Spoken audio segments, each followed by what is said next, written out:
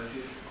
Antes que cualquier otra cosa, quisiera agradecer al doctor John Ackerman por esta invitación al Instituto de Investigaciones Jurídicas, por también haberme invitado a este lugar. Yo empezaría mi propuesta a partir de dos preguntas que yo siento que están muy seguros. Yo coincido con la doctora Pedrosa. Yo de entrada dudo que estemos entre la presencia de un tribunal constitucional, no solo en el caso del TRIFE, sino hasta el caso de la Suprema Corte de Justicia de la Nación. Creo que tendríamos que hablar que más allá de un eslogan, teóricamente no encuadra en las condiciones de por lo menos los 5 modelos clásicos que se hablan de tribunal constitucional, no encuadran. Inclusive cuando a los ministros de la Suprema Corte, en este afán que hemos hecho de comunicación con estudiantes de la Facultad de Derecho, les hacemos la pregunta expresa de si la Corte es un tribunal constitucional, ellos dicen uno sine qua non. Entonces, en esta característica de uno sine qua non que todavía no ha sido defendido, estudiado, analizado y comprendido, yo creo que hay que optar por pensar que todavía no lo es. Y eso me llevaría a la segunda pregunta. Si los tribunales fueran tribunales de estricta legalidad, ¿realmente tendríamos este problema? ¿Tendríamos tanto conflicto y tendríamos que hacer esta mesa? ¿No será que estamos partiendo de una serie de pretensiones que le hemos ido cargando al sistema y que este sistema lo hemos cargado de muchos ideales, de muchas conjeturas, de muchas ideas que de una forma u otra no las hemos podido llevar a cabalidad?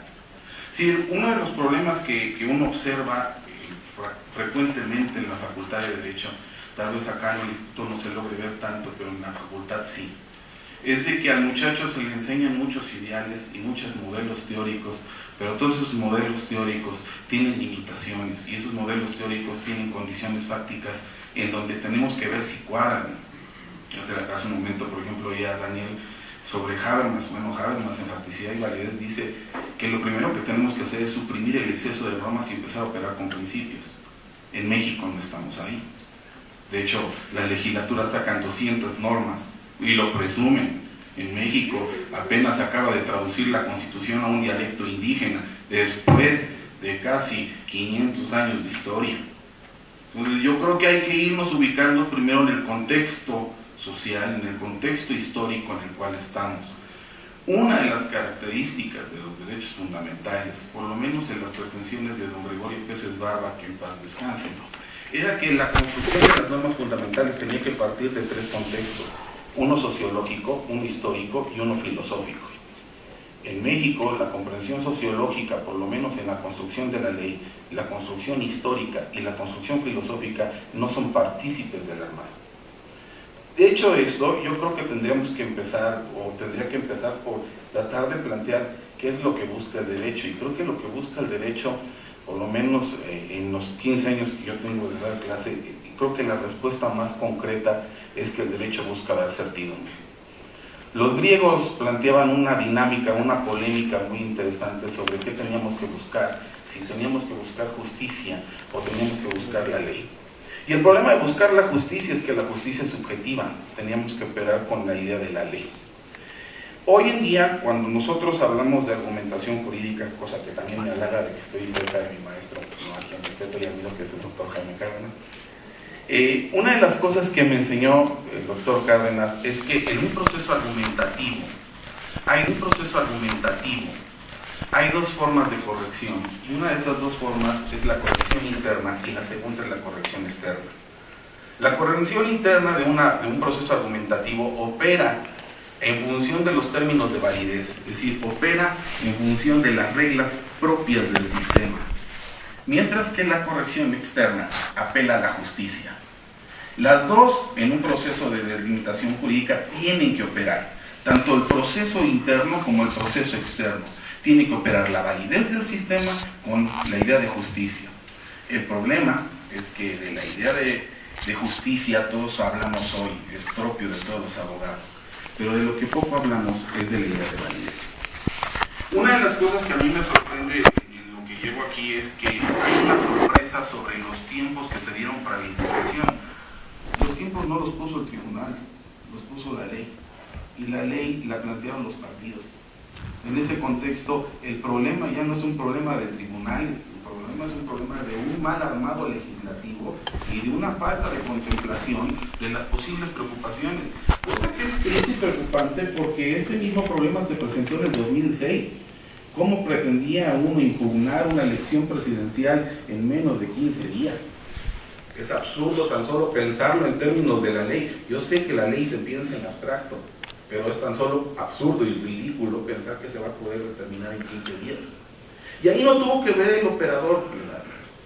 Yo creo que uno de los problemas que tenemos hoy en día es que el operador legal le hemos metido tantas cosas que hoy no sabe realmente cómo operar. Henry Levy-Bruhl, un sociólogo del derecho, decía que había un problema cuando las sociedades contemporáneas empezaban a buscar respuestas para poder resolver los conflictos normativos o los conflictos políticos que tenían. Y que uno de esos problemas podía ser resuelto buscando legislaciones extranjeras o propuestas extranjeras. Pero la problemática particular de esa legislación era que cuando tú la traías aquí, nosotros no nos volvíamos esa nueva institución o esa nueva legislación, ni tampoco éramos la anterior, se creaba una nueva institución. El problema en México es que hemos metido tantos conceptos, tantas condiciones, tantas ideas dentro del sistema normativo, que cuando lo mezclamos con la idea del sistema, las reglas que ya están impuestas, lo que generamos es un conjunto de instituciones para las cuales creo que el operador jurídico y los investigadores no hemos previsto hacia dónde van. En este contexto, para mí el problema de la calificación presidencial es un problema, primero, iría de menor a mayor importancia, diría que es un problema de interpretación. Segundo, es un problema de la forma en que se presentan los elementos probatorios. Y tercero, y ya más grave, es un problema de formación de operadores jurídicos, porque considero a título personal que el problema no es tan grave como lo va a ser. Mientras sigamos formando este tipo de operadores jurídicos, vamos a ir a un lugar todavía más feo. Empiezo con el problema de la interpretación. Carlos Santiago Nino, cuando desarrollaba sus obras, él decía que la actividad del jurista era una actividad propiamente valorativa. Inclusive Kelsen y Alf Ross decían, el operador, la actividad del juez es volitiva. Él solamente aplica su voluntad. Y Ross tiene una idea muy interesante en un libro que se llama Derecho y Justicia, donde él habla de la interpretación de la ley. Y Ross decía que en el problema de la interpretación de la ley había varios conflictos que teníamos que tener claros. Primer conflicto: la ley es una expresión lingüística.